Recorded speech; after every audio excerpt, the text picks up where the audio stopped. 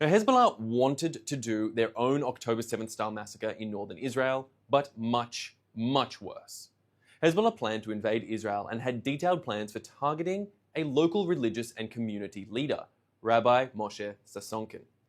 Israel's soldiers found documents in the Hezbollah bunkers outlining details of their kidnapping and murder plot. And one Hezbollah document listed targets in Metula, an Israeli town just south of the Lebanese border, and they had to decide to personally target the local rabbi in the town of Metula. Hezbollah had the rabbi's home address marked on a map. Hezbollah had the rabbi's car details listed specifically. And Hezbollah, like Hamas, has a murder mentality.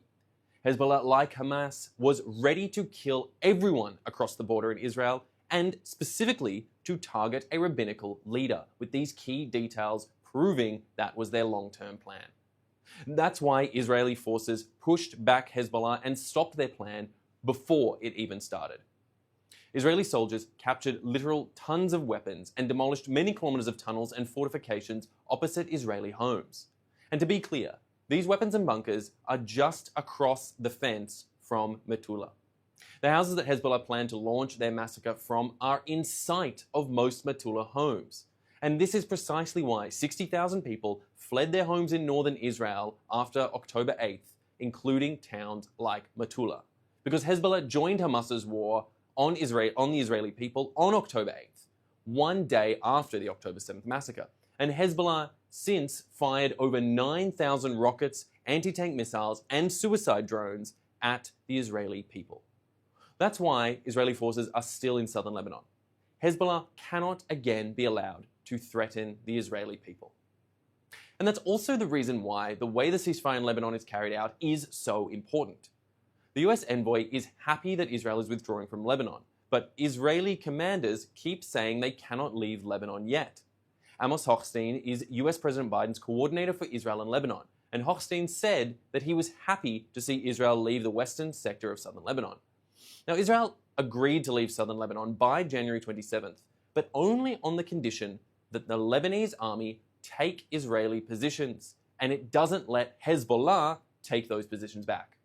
But the reality on the ground is that the Lebanese army is not taking control. Israel's ceasefire in Lebanon has rules, and Lebanon is not following these rules.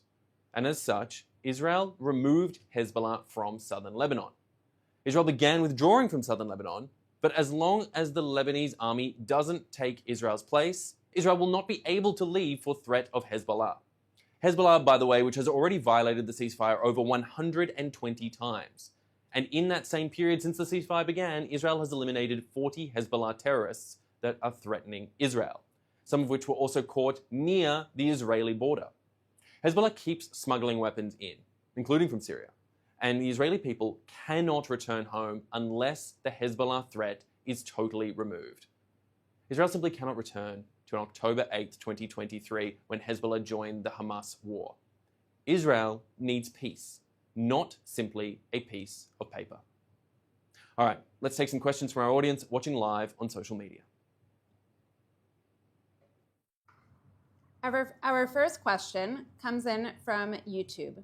Israel released footage of a Hamas terrorist caught in Gaza's Kamal Adwan hospital.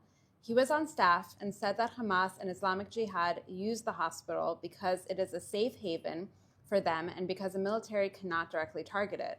How can Israel better highlight the challenge of fighting against that kind of enemy?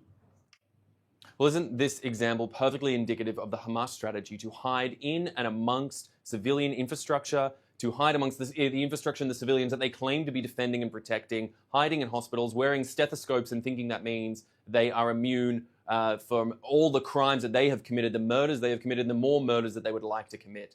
Israel's goal in this is, one, to ensure that the world truly understands what's going on. That the miscommunication and misinformation that suggests that Israel is simply targeting civilians in a hospital is frankly not true, and that they are targeting Hamas terrorists who hide among hospitals as a form of defense and a means of escaping justice. This is a message that we all must convey time and again and get these messages out. And I plead with you, the audience here today, to ensure that these messages are spread far and wide, to make sure it is understood that Israel is not targeting the civilians of Gaza, that Israel is targeting Hamas, who choose to hide behind their own civilians, their own children, their own infants, and use those people as human shields to serve their own interests. Our next question comes in from Anna Sue. If Hezbollah keeps violating the ceasefire, then why does Israel continue to abide by it? And what is the Lebanese army going to do about it?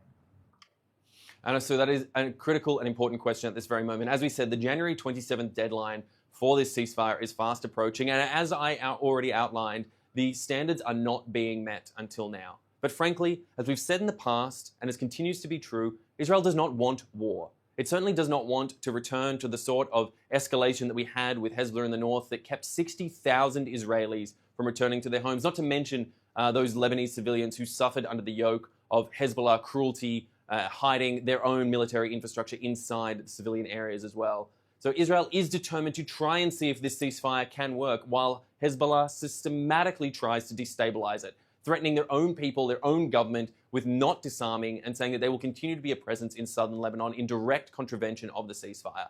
We call upon all nations of the world, call upon the UN, UNIFIL, who are supposed to be fulfilling responsibilities there in that region, and of course the Lebanese army to take back control and the Lebanese people to take back control from Hezbollah and ensure that we can have peace, stability, and security in this region. Our next question comes in from YouTube. Are there any influential groups in Lebanon which have sided or would side with Israel? For example, what about the Christians who worry about Islamists? Unfortunately, as it stands right now, it is very hard to do anything resembling a clear and consistent census or polling among the Lebanese people to really understand what's going on the ground there now. It isn't in Hezbollah's interests or any of the other power players in that region to truly take an in-depth look in any sort of scientific way as to what the people are saying. But there is no doubt that the tide is beginning to shift in Lebanon, that there are people out there who are speaking out against Hezbollah and calling them out for what they are as puppets of the Iranian regime, serving the Iranian regime's interests rather than truly serving the people of Lebanon. And this is a fact that is hopefully becoming more widely known and more widely accepted. Whether we reach the sort of tipping point that we saw in Syria that ultimately led to the fall of the Assad regime, and Lebanon can come out, and the Lebanese people can come out from the yoke and suffering of Hezbollah's tyrannical rulership, it remains to be seen, but we do hope and pray for the Lebanese people to be able to have the sort of freedom and capacity that will allow for peace and security across this region. Our last question for today comes in from Renee. How do you have peace with all the neighbors who don't want peace and they just want to take over Israel's land? Renee, this is the critical question of the Middle East and of Israel since its founding back in 1948, and frankly, even before that period. Israel has sought peace, and through diplomacy, through military tactics, through clever strategy, and through finding partners for peace, Israel has managed to do so with many nations in and around this region. As we saw, the Abraham Accords were a prime example of one such opportunity. Israel obviously in the past made peace with Israel, with Jordan. Now there is conversation with the caretaker government that exists, the al-Julani government that currently exists in Syria, whether there's a possibility of some sort of normalization of ties there. Who knows what the future holds, and we can be optimistic. But ultimately, piece by piece, brick by brick, Israel is trying to find a sense of stability and normalcy and acceptance in this region that has, for so many decades, fundamentally rejected it. But we'll have to wait and see whether the future will be bright, dark, or whatnot. I mean, people had so much hope. But obviously we saw on October 7th, 2023, that hope can be dashed so rapidly by cruel and heinous actors in this region who are determined to destabilize. But we do have a hope and optimistic view as we kick off 2025 and already in its first week and well underway. We do hope that there may be change for peace in the future. All right, that is all we have time for today. I want to thank you so much for tuning in, and we'll be back tomorrow at 3 p.m. Israel time, 8 a.m. on the East Coast. I'm Westropp-Evans. Thanks for watching.